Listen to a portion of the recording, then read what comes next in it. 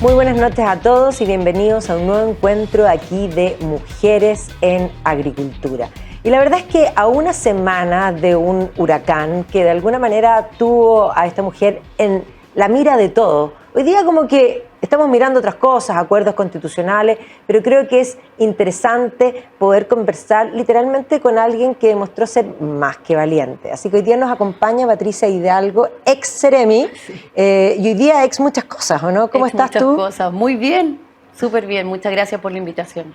Bueno, la verdad es que la semana pasada apareciste en muchos medios por atreverte a decir cosas que probablemente mucha gente debiera decir, pero que no la dicen por miedo, prefieren acomodarse, siempre es más fácil mantenerse tranquila, no revolver las aguas, pero a ti te movió a hacer lo que consideraste que correspondía, algo que por lo demás parece que era de larga data en tu historia. Sí, la verdad es que es cierto. Llega un minuto en la vida en que uno tiene que tomar decisiones y muchas veces la decisión es ser consecuente y decir tu verdad, porque al final del día no fue más que eso, fue solamente decir mi verdad cuando consideré que estaba siendo injustamente acusada también. Y bueno, yo me dedico a la política hace muchos años y creo que es importante el respeto y yo exijo el mismo respeto que yo le entrego a los demás, nada distinto. Sin duda, bueno, tú eres psicóloga, Sí. y te dedicaste bastante a la psicología, a la mediación, y entraste, bueno, a la política también bastante temprano como militante, pero ¿qué te llevó a dejar el mundo de la psicología y finalmente entrar en la política? Porque ahí hiciste una carrera que de alguna manera ya estaba hace rato avanzando de alguna manera. Sí, mira, fue entre comillas casual, si bien yo militaba en un partido político, muchas veces en Viña del Mar a mí me ofrecieron ser candidata a concejala, por ejemplo. Pero yo consideraba que yo no estaba para eso, que yo podía aportar más bien desde mis conocimientos técnicos, desde mis conocimientos de trabajo en el territorio, desde un trabajo que vengo desarrollando de antes de estar en la política, que era pastoral, trabajando en los cerros de Viña del Mar, en las iglesias. Soy de un colegio católico que también marca mi vida, ¿no? Y que también me enseña a trabajar en la pobreza, a trabajar en los campamentos, hacerlo con mucho amor, un trabajo que se hace con mucho amor y dedicación. Entonces, luego de eso, para mí era muy natural poder trabajar también en un partido político, pero trabajar en el territorio, trabajar con las personas, con la junta de vecinos, con los grupos de mujeres. Y por esas cosas de la vida, quien era mi pareja en ese entonces iba a ser candidato a concejal por Ñuñoa, y ocurre que no puede ir por motivos laborales, y a sus amigos políticos antiguos de la vieja guardia se les ocurre que yo era perfecta. Entonces me lo proponen en un asado en mi casa, diciéndome, pero perdón, eres más, ¿cómo es esta palabra que ocupan? Eres muy carismática, Pati. Y yo así, ya, pero yo no quiero ser concejala, el pudor de ver tu cara en una pancarta, No, o sea, la palomita, para mí tremendo. era atroz. Yo decía, yo no me voy a ver jamás en una gigantografía, me muero. Fue lo primero que tuve que superar, esos pudores. Así que así es como parte, entonces fue bastante casual. Nunca pensé que iba a ser tan feliz siendo concejala. Fueron los 4 años y medio que yo pensaba que eran los más felices dentro del desarrollo de una carrera profesional, en este caso, profesional política. Pero fíjate que mis, no sé cuántos días los enumeran por ahí, 200 días de Seremi también me hicieron ser muy feliz. Fui súper feliz siendo Bueno, Seremi. yo creo que uno es feliz en lo que hace en la medida que lo haga con pasión y con amor. Sí. Si tú le pones amor, es más, si tú le pones amor a un queque, ya te queda más rico. Sí. O sea, todo con amor resulta ser más fácil y por lo visto a ti te apasiona lo Sí. que haces y tú, porque la psicología te ha ayudado también mucho a comprender todo lo que son las relaciones humanas, porque más que mal de eso se trata esa ciencia, si la podemos llamar ciencia, porque en las humanidades siempre es complejo usar el término científico propiamente tal. Ahora, dentro de Ñuñoa, ¿tú ya tuviste algunos encuentros en los que literalmente y bien empoderada paraste los carros cuando Sí. correspondía parar los carros? Porque yo diría que hoy día la gente, primero, se molesta incluso alrededor cuando uno dice lo que no corresponde en voz pública, la gente te mira y dice, ¿para qué hacía esto? O sea, como, es más, yo siempre me río porque cuando yo hago ese tipo de cosas, el primero que baja el ojo me da hasta es mi marido y sube un poco los ojos así respirando profundo. No lo conozco. Y como diciendo, oh, es que vergüenza, pero ¿por qué? Pero eso que es primero una vergüenza ajena y que otra gente prefiere no hacerlo para no darse una molestia. Sí. ¿Ya? Pero tú más que te molestaste, tú de alguna manera te tomaste la molestia, hiciste las acciones y dijiste lo que correspondía en momentos incluso que pueden ser tremendamente impopulares, que pueden ser cosas más grandes y cosas más chicas. Pero ahí en Ñuñoa te tocó varios eventos. Sí, varios. No fueron fáciles tampoco. Mira, yo vengo de un matriarcado. Mi abuela materna, una mujer muy empoderada, es muy conocida en Valparaíso porque tiene el único mini market que está frente al hospital Amantina. Amantina era muy famosa. Era una mujer que tuvo 14 hijos, sola. El marido la abandonó. Ella se vino de los Andes a vivir a Valparaíso con todos sus pollos, los sacó a todos adelante, vendiendo al principio en una pilastra en el mercado. Luego ya se convierte en una comerciante importante en Valparaíso. Mi familia, mis padres alcanzaron a estudiar. Yo no soy la primera generación profesional, tuve papás profesionales antes que yo también, gracias a esta mujer sólida que estaba ahí empoderada. Y ella me enseñó algo súper importante que después lo he escuchado a veces en la política. Tú no eres moneda de oro. Ella siempre me decía, hija, uno no es moneda de oro. Hay gente que te va a querer y hay gente que no te va a querer. Y cuando tú creces desde muy pequeña sabiendo que la mitad del mundo te quiere y la otra mitad no te quiere, no intentas caerle bien a todos. No andas por la vida intentando ser voluntarioso solo para que el mundo te quiera. Porque sabes que los que te van a querer siempre. Y los que no te van a querer, también. Y es parte de el Pero además juego. hay una cosa más importante, yendo a lo valórico, que tú lo aprendiste también desde tu familia, por supuesto, que es la primera siempre educadora, pero también desde el colegio, la visión cristiana. De alguna manera, lo que tenemos que entender es que nadie nunca puede quedar bien con Dios y con el diablo. También. Claro, por lo tanto, aquello, y es más, los tibios, ya sabemos lo que le va a pasar. Efectivamente, sí, por supuesto. Y a mí me tocó ahí enfrentar al alcalde Sari, por ejemplo, de quien tengo un cariño enorme, porque él fue concejal, yo había trabajado con un concejal en la época que Andrés era concejal, un afecto gigante. También yo soy criada a la antigua, por lo tanto yo respeto mucho a las personas mayores, a las personas adultas.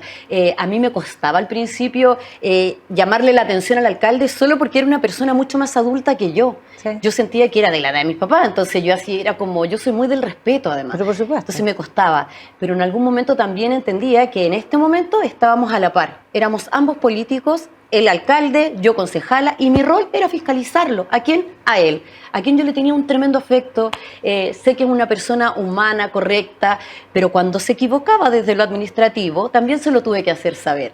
Y una de las peores cosas fue que me tocó justamente decirle que lo había hecho mal en una situación con un humorista amado, que yo le decía, es mi humorista favorito también, pero no por eso no le voy a decir que había un error administrativo en una situación que ellos habían armado para una fiesta chilena. Tenía que decírselo, pero no desde la mala leche, ¿me entiendes? Desde mi rol fiscalizador, porque es lo que me correspondía en ese minuto.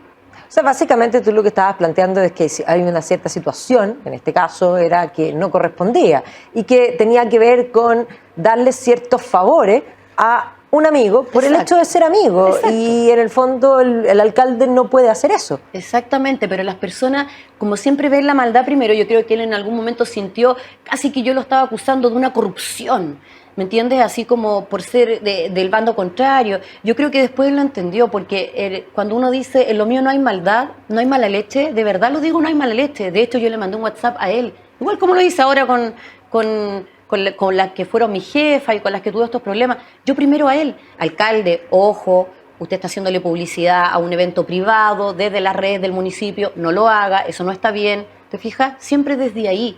Nunca desde, no, me lo jodo, entonces le paso este dato por ahí a un medio y que se lo tiren. No, yo no podría relacionarme así con nadie. No, la honestidad, la verdad, porque mira, es lo único que al final del día, yo soy mamá de 3. Te permite mirar a tus hijos y mirarlos siempre a los ojos. No, por supuesto. Bueno, y ahora te tocó, en el fondo, porque tú saliste de, primero, concejala en Ñuñoa, 4 años. Y nos tocó 4 años y medio porque nos tocó la pandemia. Fue largo el periodo nuestro. Está bien, pero eso fue un periodo excepcional. Sí. Además que ese periodo no cuenta. Yo decreté que ese año y algo no cumplimos años. Es verdad. ¿No encontráis tú que encuentro que es lo mínimo? Sí. O sea, no lo vivimos. No lo vivimos. En conserva no se envejece. Así que bueno, pero ya más allá de la pandemia, de ahí en el fondo saltaste al tema de Ceremi. Mira, tuve un paso demasiado interesante y te lo comento a propósito de que estamos en Mujeres en Agricultura, y es que me convierto en la primera vicepresidenta nacional de la mujer del Partido por la Democracia. después de la formación del partido, habiéndose declarado en su declaración de principios un partido paritario, fíjate que no contábamos con una institucionalidad para la mujer, siendo un partido que se declaraba feminista. Finalmente se logró, fuimos a una votación en conjunto con la directiva actual que gana y me convierto en la primera vicepresidenta de la mujer. Y eso para mí también fue prácticamente un año maravilloso de trabajo, de recorrer Chile con las compañeras del PPD o no del PPD, de distintos partidos. A mí me invitaban de muchos partidos a hablar temas de género, por cierto, de feminismo también, pero hablarlo desde la mirada de una mujer que ha desarrollado o que viene desarrollando una carrera política después de los 40 años también, porque yo ingreso a la política ya más madura.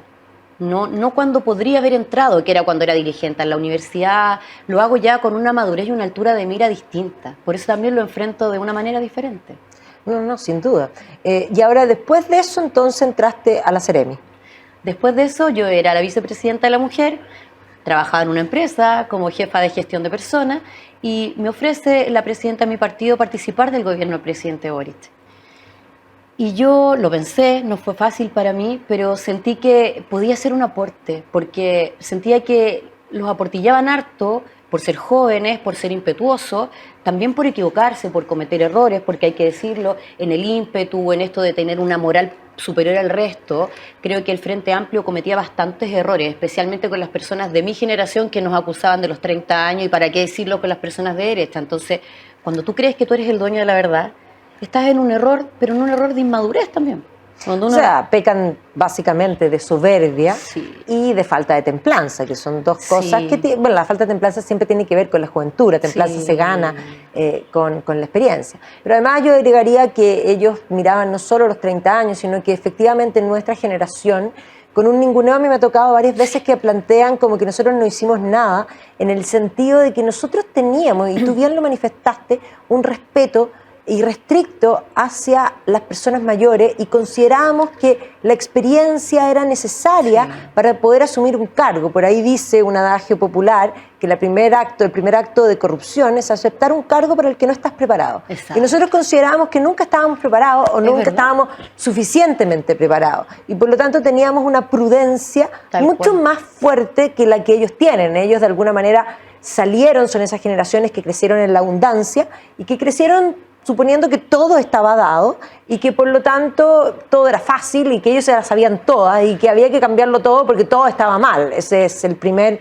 indicio de que estás equivocado, porque nunca todo está mal. Entonces, yo creo que ahí hay un approach a la vida, a la política, muy distinta a nuestra generación, que tiene que ver con una actitud primero de humildad y con, de alguna manera, siempre tener esa humildad con el sentido de que uno lo tiene que hacer mejor porque se siente que no está suficientemente preparado y que esa búsqueda de aprender es en el fondo tratando de hacerlo lo mejor posible y no, como lo hacen ellos, equivocándose y da lo mismo.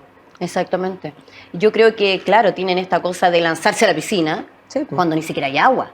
Entonces, eso te puede generar hartos conflictos, pero cuando además te toca administrar un país, estar en el Estado, no es simple. Tú tienes que aprender, hay un aprendizaje de fondo. Esto no es, que era lo que yo le conversaba a la gente, esto no es la empresa privada. La empresa privada es más fácil en muchos sentidos respecto de hacer cosas, por ejemplo, porque tiene otra legislación.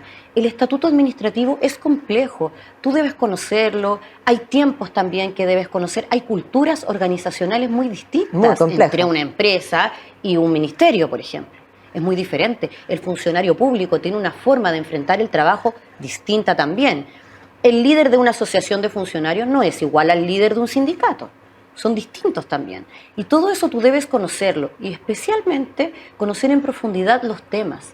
Porque las decisiones que tú estás tomando, sí, en el aparato del Estado, a diferencia de otros poderes, tú estás afectando directamente la vida. Y no de una persona. De muchas personas. No, y no solo eso, tú estás afectando la vida de las personas en tus decisiones como Estado, pero además el dinero que tú recibes y lo que te paga el sueldo y lo que financia el ministerio es un dinero entregado por todas las personas, por lo tanto la responsabilidad financiera es mucho mayor, porque si yo tengo una empresa y el dinero de alguna manera lo recibo yo, bueno, y si me lo quiero gastar en cualquier tontera es un problema mío, pero en el caso del mundo estatal, jamás, ningún peso ¿Es problema mío? Nunca. Son fondos públicos, dineros públicos, es el dinero de todos los chilenos, como Por eso, dicen por el ahí dinero las de todos los chilenas. chilenos. Entonces, claro, hay una responsabilidad mayor. Sin embargo, fíjate que cuando yo asumo esta decisión y tomo este desafío, yo lo hice con mucho cariño. Yo sentía que mi trayectoria, que el ser una persona transversal en el sentido de toda mi vida, Magdalena, toda mi vida yo he trabajado con personas de derecha y de izquierda. A mí siempre me preguntaban si yo era de RN o si yo era de la DC, porque parezco más de ahí, aunque yo sé, en mis profundas convicciones, que en mi forma de ser, quizás soy mucho más de izquierda en la forma abierta que tengo de pensar de respeto a las libertades individuales del otro. Quizás soy menos conservadora, pero en mi forma de ser, en mi integralidad de ser humano, parezco más cercana a un sector más conservador. Sin embargo, yo decía, yo puedo aportarle, porque yo tengo experiencia, yo me llevo súper bien con los chiquillos del Frente Amplio, que siempre los vi menores, pero menores en la buena onda, no desde el ninguneo, menores porque son menores, evidentemente. Entonces, qué ganas de ayudarlos, porque ellos tienen ganas, pero hay mil de cosas que no saben. Yo decía, uy, si nunca han trabajado antes. No, Te pues. juro que me sentía así como mamahuela, porque yo decía, chuta, nunca han trabajado antes y van a ir a ser subsecretarios. Broma. Así, ¿cómo lo van a hacer? Entonces yo, como asustada, que Por me supuesto. pasó un poco también la primera vez que asume Piñera, fíjate. Yo trabajaba en el gobierno y yo decía, porque tenía muchos amigos que se venían de las empresas privadas al gobierno, y yo decía, ¿cómo lo van a hacer si nunca han estado acá? No es una empresa. Pero las cosas que allá son así, acá no es. Y ese problema de la juventud temeraria que cree saberlo todo viene incluso de antes, no es culpa del Frente Amplio propiamente tal. Yo creo que ya el gobierno de Piñera I tuvo esa idea de que la juventud era un bien en sí mismo. Sí. Yo recuerdo haber ido a algunas reuniones que me llamaron y de hecho en un momento yo traje a un teórico de educación muy importante de la Universidad de Cambridge, una celebridad a nivel mundial, Robin Alexander, un hombre de ese entonces de 75 años, bueno. Y fuimos a una reunión en el Ministerio de Educación, en ese entonces estaba Harald Beyer. Y llegamos al ministerio y estaba el ministro y los asesores en una mesa muy grande. Y los asesores todos, ninguno tenía más de 25. Claro. Y entonces Robin Alexander me pregunta a mí, él me dice, ¿Are these the advisor of the minister? ¿Son estos los, en el fondo, consejeros del ministro? Y yo le contesté, I'm afraid so. Temo que sí. Porque sin duda estamos hablando de un hombre de gran conocimiento. Es evidente que cuando todos tienen 25, primero no hay equipo, que no hay posibilidades de altura de mira, porque hay un nivel de soberbia que la juventud tiene, que se te va pasando, no hay templanza, y si no hay templanza nunca hay buenas decisiones. No puede ser que un equipo esté constituido de puros jóvenes.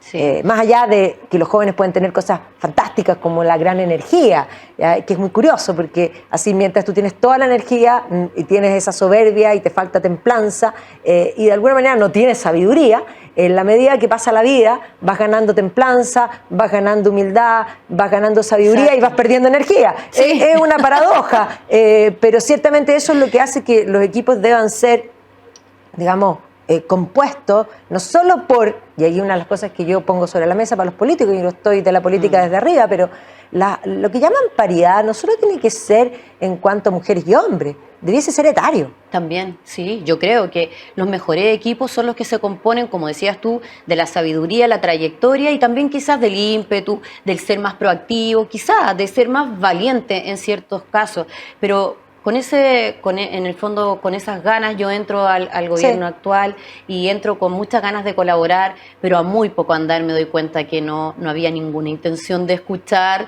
la trayectoria del otro. O sea, el ninguneo la soberbia no escucha. Exacto, el ninguneo fue permanente y constante. Al principio yo decía, bueno, yo no me lo voy a tomar en la personal porque tengo las herramientas para sentir que el mundo no me está atacando a mí. Yo decía, el problema es con mi partido.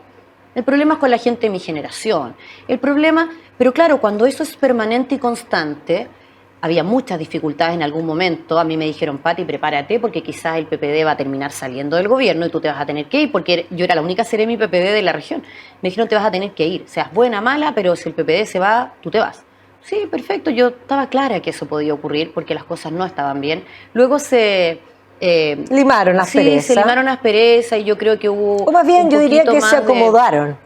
cuando ocurrió lo del apruebo, ¿no? Sí. Ahí se empezó a trabajar más en unidad, se conocieron más también, hubo un poquito de respeto hacia el otro, porque también cuando tú te paras en esta mirada tan soberbia del otro, tú ni siquiera te das la oportunidad de conocerlo, no lo quieres mirar, porque no lo ves, porque no te interesa mirarlo, porque no eres empático.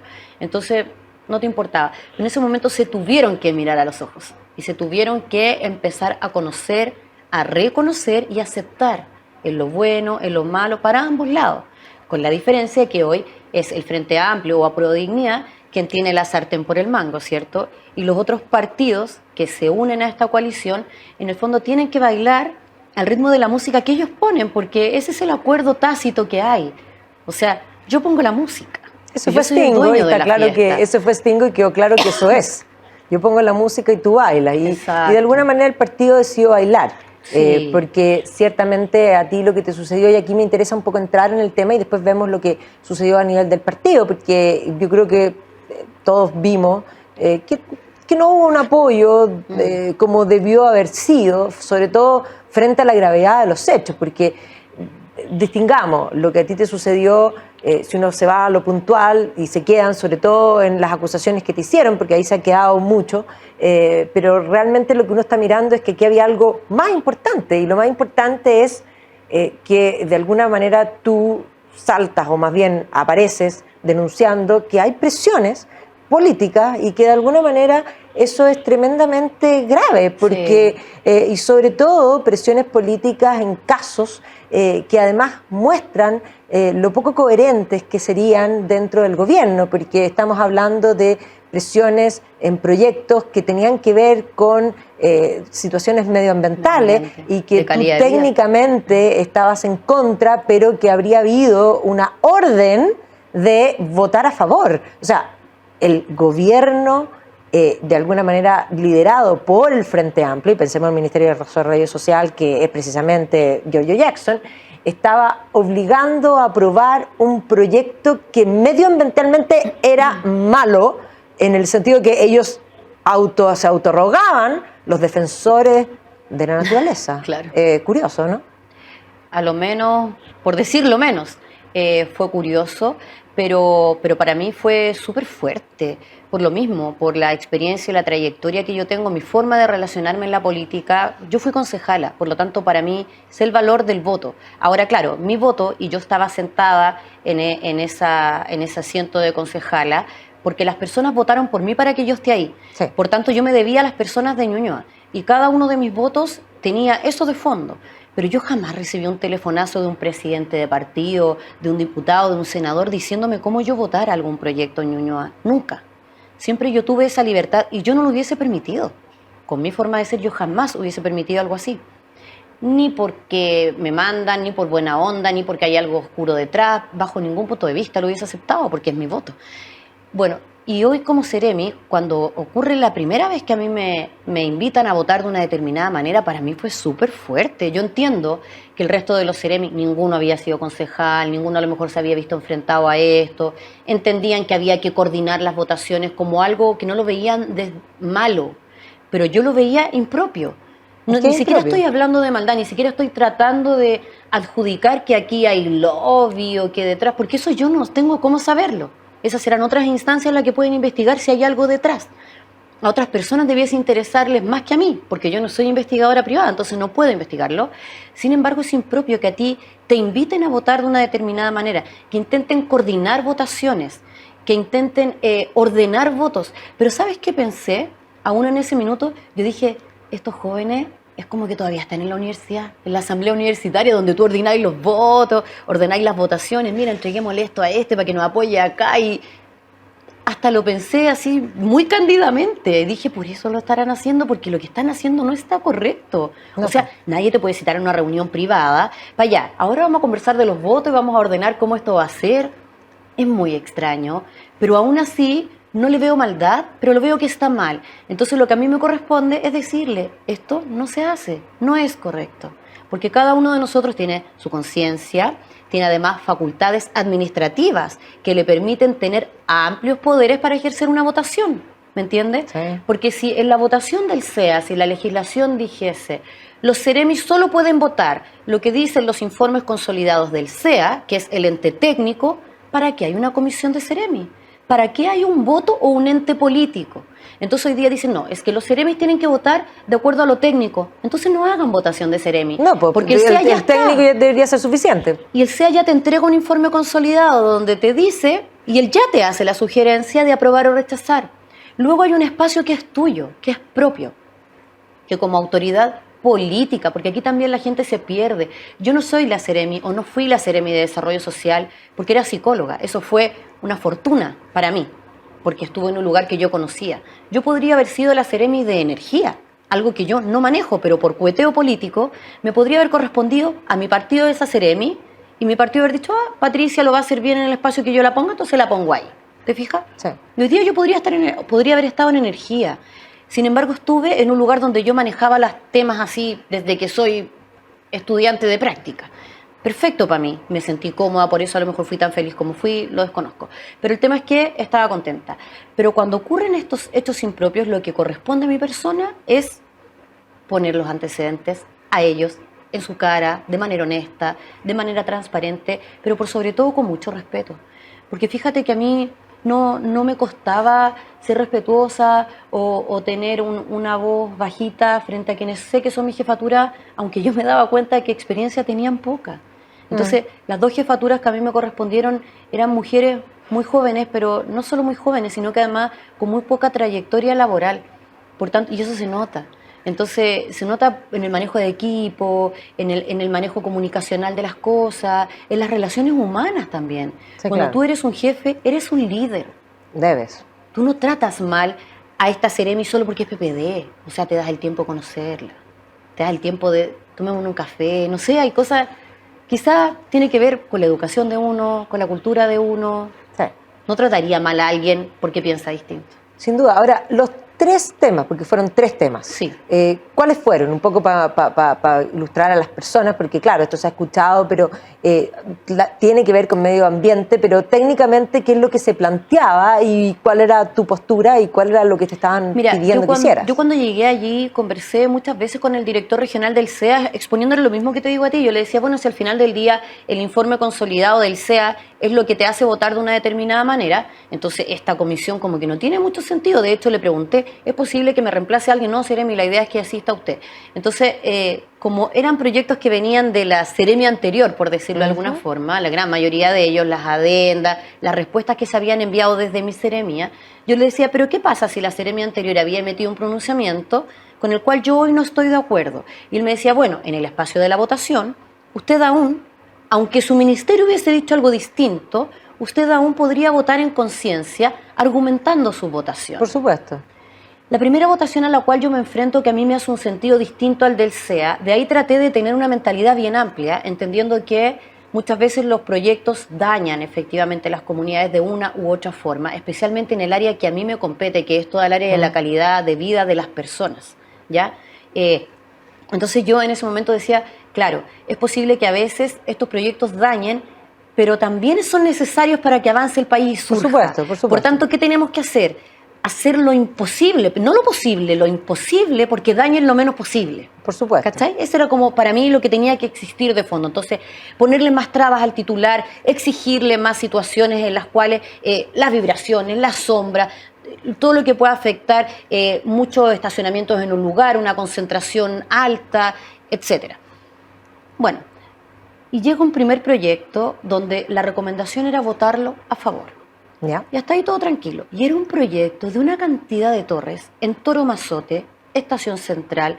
Cuando hoy día tú le hablas a la gente de Estación Central, todos recuerdan los guetos verticales. Sin duda. Los guetos verticales.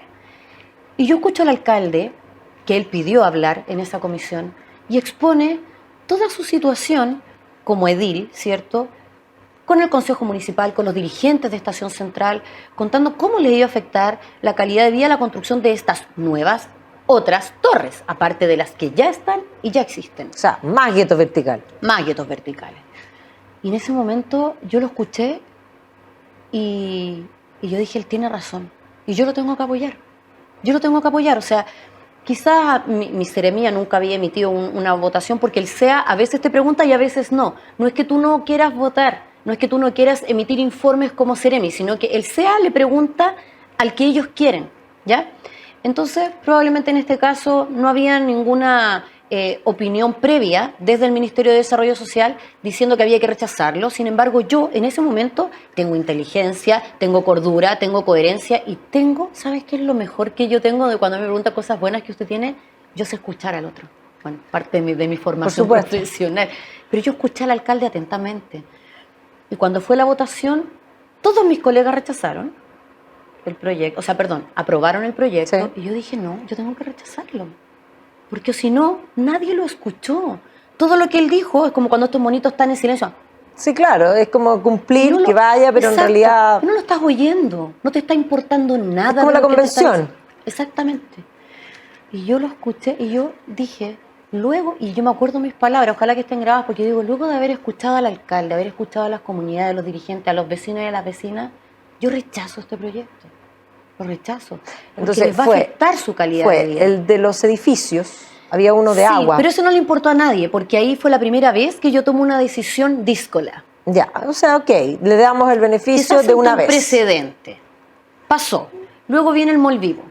En el mall Vivo, yo siendo concejala, me había opuesto a ese mall por las situaciones que generaba no solamente a Ñuñoa, también a San Joaquín, al área de Santiago, porque el área de influencia era muy grande, eran muchas torres, muchos edificios, en un lugar de una concentración que ya es de tacos, etc. Y generaba un gran impacto vial, en la sombra, en las vibraciones. Mira, no había cosa por donde no existiera alguna problemática, pero además el titular, que esto lo pueden hacer las empresas, y quizás cuando uno está en el mundo del empresariado lo entiende, ellos dividen los proyectos, los parcelan para hacerlos ver más pequeños y por tanto solamente pasar por una DIA, que es una declaración de impacto ambiental, y no por un EISTU, que es un estudio de impacto ambiental que te exige participación ciudadana. Perfecto. Entonces, ¿qué hicieron ellos? Parcelaron este proyecto, lo partieron y lo ingresaron y solamente requerían días para ser aprobado. Entonces, como comunidad, estuvimos muy en contra de eso, pero no porque no avanzara. Obvio que un mall ahí quizás le va a dar trabajo a las mismas personas de Ñuñoa y eso está perfecto, pero había que hacerlo de la mejor forma, sí, para impactar de la menor manera posible la comunidad y el entorno. Bueno, en eso estábamos, a mí me tocó participar de eso, hicimos las reclamaciones ante el CEA, pedimos que fuera un estudio y no una declaración, pedimos la participación ciudadana, hicimos todo lo que había que hacer, di declaraciones, estuvimos apoyando a los vecinos y las vecinas. Entonces para mí era algo muy conocido, en lo cual yo había trabajado mucho antes. Y viene esta votación y todos votan a favor. Vez. No, esa es la primera vez que nos citan a reunión para decirnos que había que aprobarlo. O sea, ahí hubo una reunión, es decir, la delegada, sí, aprueben. Sí. Y tú dijiste no. Esto hay que aprobarlo. Y ahí yo, aparte de quedarme impactada y decirle delante de todos los demás que lo que ella está haciendo es muy impropio, yo le dije no, yo lo voy a rechazar. Yo lo voy a rechazar porque como Ceremi, o sea, como concejala, sé lo que hay ahí. Lo conozco de primera fuente, no por los estudios que me va a presentar el CEA, que son de la luz, la sombra y la vibración. Sé lo que pasa ahí porque conozco a la gente, porque caminé por esas calles. Perfecto. Y el tercero fue de agua. Después vino AVO, Américo Vespucio Oriente 2, la autopista. Ya, perfecto. La misma autopista que está en Las Condes, sí, que es subterránea, sí, que es fantástica. Fantástica. Yo no te voy a decir que no lo es, porque es fantástica, pero haber vivido como vecina mientras se construyó, sí, esa autopista fue un desastre, sí, la gente que vivió en Las Condes, en Vespucio. Esa autopista, la primera vez que la plantean para el eje Ñuñoa-Peñalolén, fíjate que la iban a hacer por arriba. Sí. Iba a ser por arriba, igual que Grecia, que viene por arriba. Sí, sí, sí. Fueron los vecinos y las vecinas, los propios dirigentes, los que se enfrentaron al gobierno de turno, porque esto viene de varios gobiernos atrás, para decirle no, po. Lo queremos por abajo. ¿Por qué Las Condes por abajo? ¿Por qué a nosotros nos castigan de esta manera? Porque cuando hacen esas autopistas por arriba, la cochinada, la inmundicia abajo, las incivilidades que ocurren abajo, personas viviendo en situación de calle, robos, asaltos, es atroz. ¿Por qué nos van a maltratar así? Y se logró luego de que los vecinos y las vecinas hicieran todo esto. Ahí también me tocó como concejala apoyarles. Y estuve con ellos, con gente de justamente Providencia, perdón, de La Reina, de Peñalolén, y se logró subterránea. Y esa fue una pelea que dieron los vecinos. Entonces en esta oportunidad había que pelear algunas otras cosas más que todavía no quedaban claras, como por ejemplo unas chimeneas que van a botar algún tipo de contaminante, los gases, ¿cierto? y que en un principio, por decirte algo, en el primer proyecto quedaban a esta altura, luego se logró que fuera más alto, entonces contaminaran menos, pero además después se entendía que podían mejorarse aún más, como filtros, Sí. algún filtro que permitiera, y otras situaciones más que podían aún ser revisadas. O sea, es como decir que el proyecto se había mejorado mucho. Se podía perfeccionar. Y debo reconocerlo, pero se podían hacer unos pequeños detalles más que creíamos, en conjunto con los vecinos, y esto lo creía yo como concejal, y después también estaba convencida como Seremi, de que aún se podían hacer mejoras, si bien ya se habían hecho bastantes. Y en esa oportunidad es la primera vez que me llama mi subsecretaria, que es mi jefa directa, para decirme, tienes que ir y tienes que aprobar. Entonces, en esa oportunidad, yo dije, no, yo no voy a aprobar este proyecto. Y ella me vuelve a insistir que yo tengo que asistir. Cuando me vuelve a insistir con eso, yo dije, ok, voy a asistir, pero mira, esas cosas así como luz divina, y yo digo, yo me puedo inhabilitar, porque mi casa está en el área de influencia, porque yo soy, además de Seremi, una madre y una vecina afectada por el área de influencia del proyecto. Por lo tanto, me inhabilito. Y en ese momento empezaron a llamarme, me empezó a llamar la Seremi Medio Ambiente, que tengo que asistir, que sí, yo le dije, no te preocupes, voy a asistir, quédate tranquila. Bueno, recibí hartos llamados, la verdad, porque todos decían, chuta, ya, votó en contra una vez, votó en contra otra vez, ahora va a votar en contra de nuevo, y eso no es bueno, porque ellos entendían malamente que en esas comisiones tenemos que estar todos alineados. Porque votar en contra es como estar en contra del gobierno. Del gobierno, claro. Y eso es un absurdo. No, por supuesto, porque en el fondo la idea de las fiscalizaciones tiene que ver precisamente con que frente a algo malo uno pueda decir esto no corresponde. Ahora, y además, ¿quién es la voz de las personas? Por si alguien tiene que escuchar a la gente. Por eso yo te digo, yo tengo esa capacidad de escuchar al otro. Por supuesto. Ahora, ahí vino el punto. Pero finalmente a ti te sacaron y dijeron que había sido por algo nada que ver. Claro. Eso es como buscar la excusa, porque además cuando el ministro te sacó no te dijo eso. No, no me lo dijo. No me lo dijo y eso habla muy mal de él. Muy mal de él. Yo hasta antes de eso creía que eran las personas jóvenes e impetuosas de las cuales hablamos al principio de tu programa. Sin embargo, luego de eso me doy cuenta que es una persona con muy pocos valores. Porque si es capaz de mentir de esa forma, habiendo estado los dos cara a cara mirándolo. A mí lo primero que me llamó la atención de él, que no es una persona que te mira a los ojos. Y él estaba frente no solo con una ex Seremi, sino que con una psicóloga. Mis colegas saben lo que significa no mirar a los ojos. Él no me miró a los ojos cuando me despidió. Él miraba hacia abajo y miraba a su abogado para tratar de buscar alguna excusa. Y en esas excusas no me dijo como prioritariamente un tema de una no denuncia de una supuesta vulneración de derechos de una niña. Jamás me lo planteó de esa manera. Él solamente me plantea que es una mala evaluación mía, me da los nombres de las personas que me evaluaron mal. Me dice que lo pidió la subsecretaria Perales y que lo pidió la delegada Constanza Martínez. Él me lo dice mirándome a la cara, frente a frente, en una mesa. Y me dice, por tus descoordinaciones, por no acatar las órdenes, el mando, la línea de marco, la jerarquía, la línea de mando, la jerarquía, y por descoordinaciones que no permitan que el trabajo fluya. Y esto yo ya lo coordiné con la ministra del Interior, Carolina Toá. Ella está de acuerdo y ella me ha dicho, me llamó la atención la palabra que ocupó, son palabras mías, pero no de, que me dice porque esto no fluye.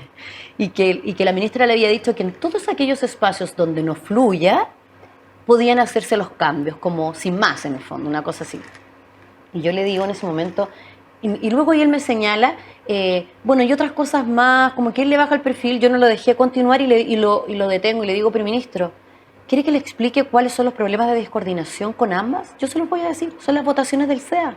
Y se lo planteo y le digo, porque ellas me exigían votar de una determinada manera que ellas pensaban que era la correcta y que yo tenía una opinión distinta y quería ejercer mis facultades, las amplias facultades que como Seremi tengo para aprobar o rechazar.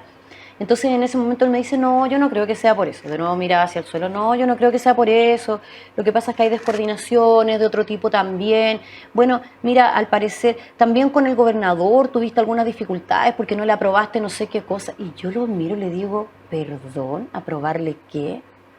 Le dije, ministro, conozco al gobernador hace muchísimos años. Yo no creo que él haya dicho que tuvo descoordinaciones conmigo, porque él no tiene que coordinarse para que yo le apruebe los RS de los proyectos. Él tiene que presentar buenos proyectos para obtener los RS, que son ¿cierto? Entonces, la recomendación satisfactoria. Entonces, luego de eso yo dije, ya, aquí lo encontré extraño ese argumento, de verdad, porque conozco al gobernador y sé cómo funciona. Entonces, luego de eso me dice, bueno, y otras cosas, pero que no están muy claras, y ahí miraba a su abogado. Entonces, ya, dame una excusa, dame una excusa. Exactamente, y como que elogiaba cosas, entonces dice, unas contrataciones que hubo al principio cuando llegaste, una denuncia aparece en un albergue, así, denuncia aparece en un albergue, no, perdón. Y ahí fue cuando yo como que lo vuelvo a parar y le digo, esas no son cosas menores, me acuerdo puntualmente, esas no son cosas menores.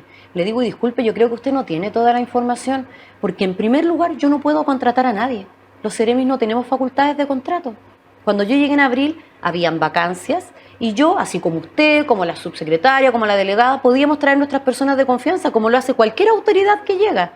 Un periodista, un jefe de gabinete, ¿cuántos asesores tienen los ministros, los subsecretarios? Ninguno entra por concurso público.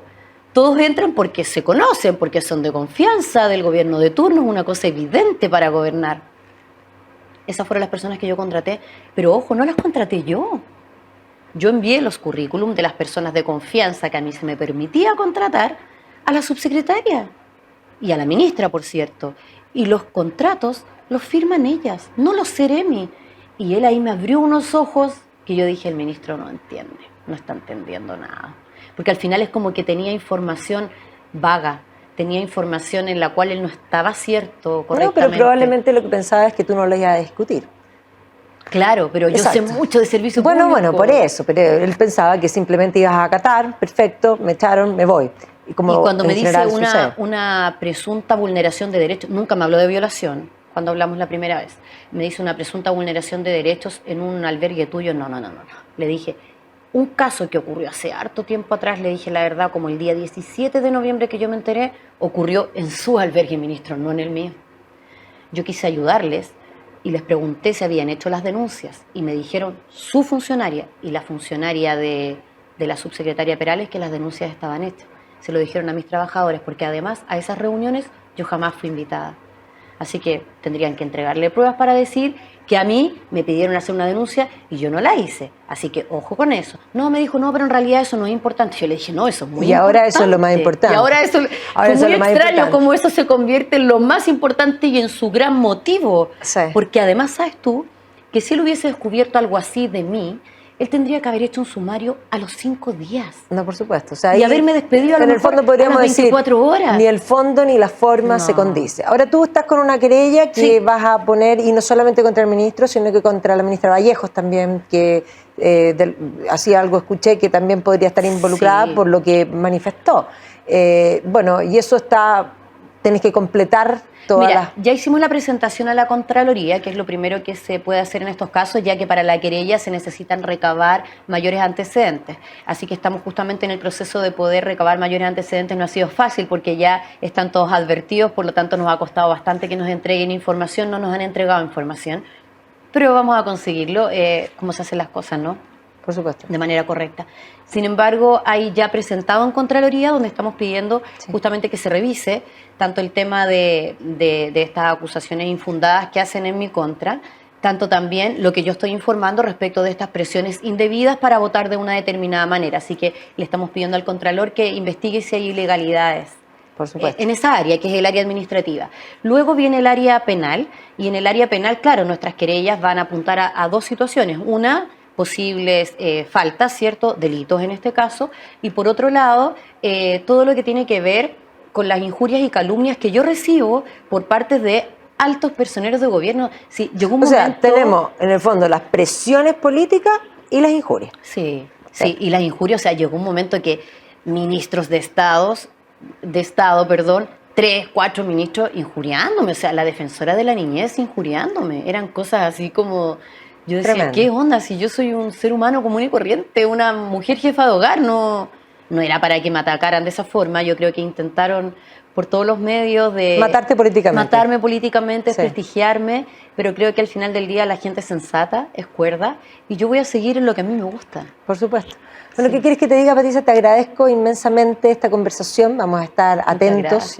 Creo que tu sinceridad y un poco ver humanamente todo lo que ha sido tu trayectoria queda bastante claro que lo que te mueve a ti es hacer lo correcto. Así que esperemos que la justicia, que a veces deja bastante que desear, pueda hacer lo suyo y que no se demore tanto, porque ese es otro tema que es bastante complejo. Pero te felicito por atreverte a hacer lo que mucha gente no se atreve a hacer.